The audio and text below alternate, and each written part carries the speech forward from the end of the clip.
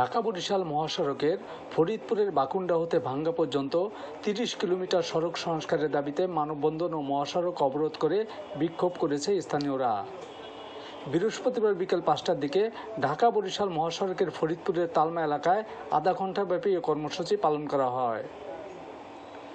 মানববন্ধন চলাকালে বক্তারা অভিযোগ করে বলেন, দীর্ঘদিন ধরে ফরিদপুর থেকে ভাঙ্গা পর্যন্ত মহাসড়কটির বেহাল দশা থাকলেও সংস্কারের কোনো উদ্যোগ গ্রহণ করা হচ্ছে না, ফলে মাঝে মধ্যেই ঘটছে দুর্ঘটনা। গত কয়েক মাসে এই মহাসড়কে দুর্ঘটনায় প্রাণ হারিয়েছেন বেশ কয়েকজন, পঙ্গুত্ব বরণ করেছে শতাধিক মানুষ। বক্তারা আরও বলেন, মাঝে মধ্যে সড়ক বিভাগ সংস্কারের নামে কিছু কাজ করলেও তা একেবারেই লোক দেখানো। এসব কাজ করে লাখ লাখ টাকা হাতিয়ে নিচ্ছে একটি পক্ষ। মহাসড়কটির টেকসই সংস্কারের দাবি জানিয়ে 7 দিনের আলটিমেটাম দিয়ে বক্তারা বলেন, আগামী 7 দিনের মধ্যে মহাসড়কটির টেকসই সংস্কারের উদ্যোগ গ্রহণ করা না হলে মহাসড়ক অবরোধ করে দক্ষিণ অঞ্চলের সকল ধরনের যানবাহন চলাচল বন্ধ করে দেওয়া হবে। মানববন্ধন চলাকালে বক্তব্য রাখেন অ্যাডভোকেট হাবিবুর রহমান হাফিজ, মোশাররফ হোসেন খান, সজীব ঘোষ, আশরাফ আলী লাবলু, জেনারুল হক, নাজমুল সর্দার, মজিবুর মোল্লা প্রমুখ। মানববন্ধন শেষে মহাসড়ক আধা ঘণ্টা অবরোধ করা হয়। মহাসড়ক অবরোধ করার ফলে কয়েকশো যানবাহন দুপাশে আটকে পড়ে। এতে দুর্ভোগের মধ্যে পড়েন মহাসড়কে চলাচল করা হাজারো মানুষ। আপনারা ইতিমধ্যে জেনেছেন, ভাঙ্গা থেকে ফরিদপুর পর্যন্ত এই যে মহাসড়ক, এই মহাসড়ক বিগত প্রায় 2 বছর যাবৎ এমনিভাবে ভাঙাচোরা অবস্থায় রয়েছে। এই রাস্তা সংস্কারের নামে, রিপেয়ারের নামে একাধিকবার টেন্ডার হয়েছে।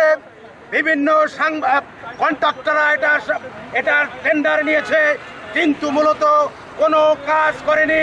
শুধুমাত্র কাজের নামে কিছু 2 নম্বর 3 নম্বর ভাঙ্গা ইটকে রাস্তায় বিছে সেগুলোকে পিচ দিয়ে ঢেকে কোনো রকমে সংস্কার করেছে, যে কারণে বৃষ্টি আসলেই সেই ইট ধোয়া হয়ে যায়, পরবর্তীতে আবার রাস্তা ভাঙা বের হয়ে যায়। বন্ধুরা, আপনারা দেখেছেন বিগত কয়েকদিন আগে এই ভাঙ্গা এবং ফরিদপুর রাস্তায় পরপর বেশ কয়েকটি অ্যাক্সিডেন্ট হয়েছে। যে অ্যাক্সিডেন্টে একদিনে একটা অ্যাক্সিডেন্টে 7 জন লোক মারা গিয়েছে। সেই 7 জনের একজন হচ্ছে আমাদের এই অঞ্চলের একজন বোন, যে নির্মমভাবে অ্যাক্সিডেন্টে মৃত্যুবরণ করেছে। আমরা সেই চেতনা থেকে বলতে চাই, যারা ইতিপূর্বে এই রাস্তায় টেন্ডারের নামে পুকুর চুরি করেছে তাদের শাস্তিমূলক ব্যবস্থা দাবি করছে। পাশাপাশি আগামী 7 দিনের মধ্যে ভাঙ্গা থেকে ফরিদপুর পর্যন্ত এই বেহাল দশা রাস্তাকে সংস্কার করে মানুষের মহাসড়ক যেরকম ভাবে সংস্কার করা হয় তেমনি ভাবে যাবে সংস্কার করে চলাচলের উপযোগী করা হয়, সেই দাবি আজকের এই মানববন্ধন থেকে আমরা করছি।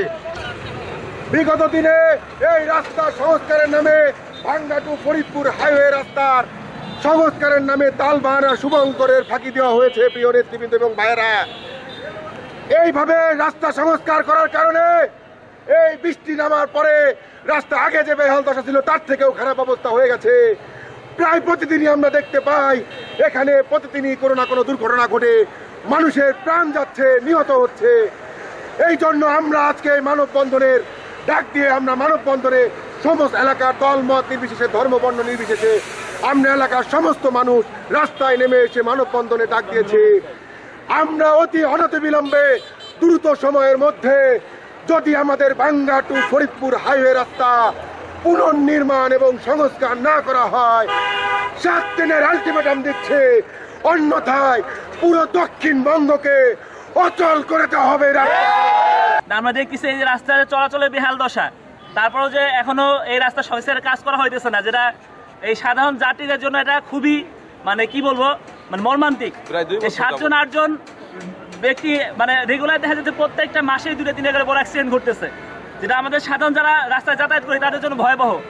আমাদের পক্ষ থেকে, যুব সমাজ থেকে, সবার থেকে দাবি যে আগে বারংবার রাস্তা সংস্কারের নামে যে প্রহসনমূলক সংস্কার করা হয়েছে সেগুলো না করে যৌক্তিকভাবে রাস্তা খুব দ্রুত পর্যায়ে, কারণ এটা খুবই ট্রাফিক এরিয়া এবং অনেক বড় ভারী ভারী গাড়ি চলাচল করে। দেখানো সংস্কার করে লাভ নাই, যে সংস্কার করলাম 2 দিন পর আবার কোটির মতো উঠে গেল। আমাদের দরকার খুব দ্রুত পর্যায়ে যেন সঠিকভাবে সংস্কার করা হয় এবং এটা যদি চলাচল উপযোগী করা হয়। এটা যদি উপযোগী না করা হয় খুব দ্রুত ভিত্তিতে আমরা যারা আছি, এখন তো সীমিত সংখ্যক লোক আছি, হাজারো লোক এই রাস্তায় নেমে আসবে, কারণ আমাদের সকলের জীবনের মূল্য আছে।